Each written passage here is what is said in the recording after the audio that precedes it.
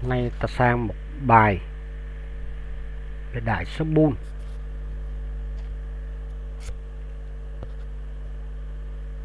Bool viết tắt là boolean. Nó nhận hai giá trị true và false.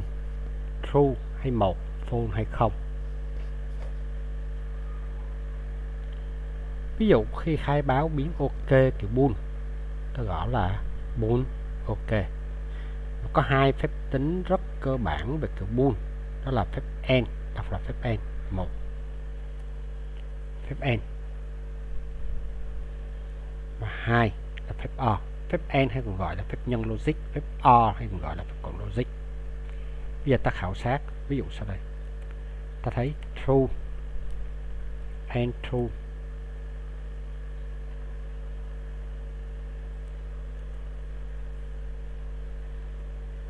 bằng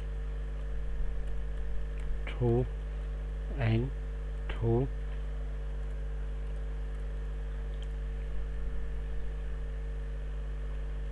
tương tự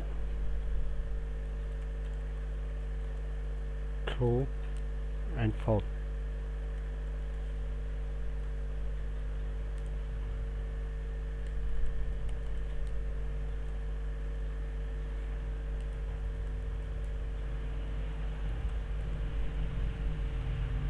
False and true.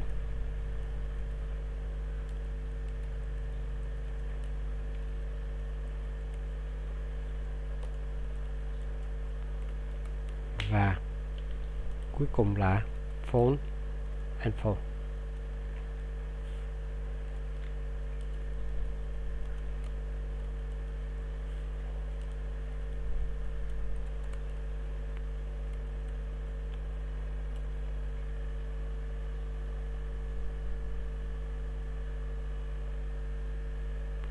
Một là true nhé, không là false.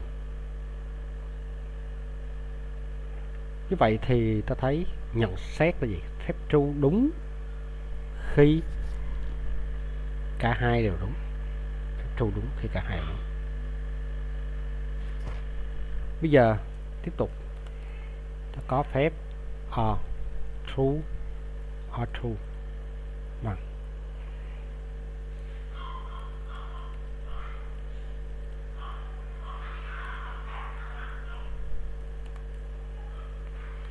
true or false bằng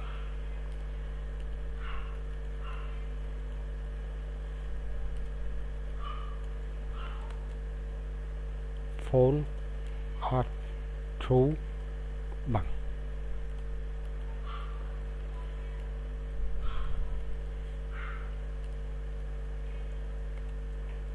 Và cuối cùng false or false bằng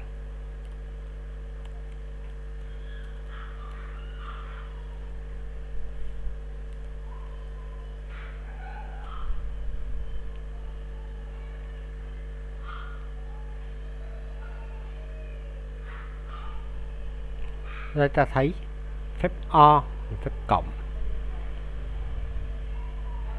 true or true bằng 1. Như vậy phép cộng, phép OR đúng khi có ít nhất một đúng, phép true đúng ha, phép OR đúng thì có ít nhất một, phép AND đúng thì cả hai đều đúng.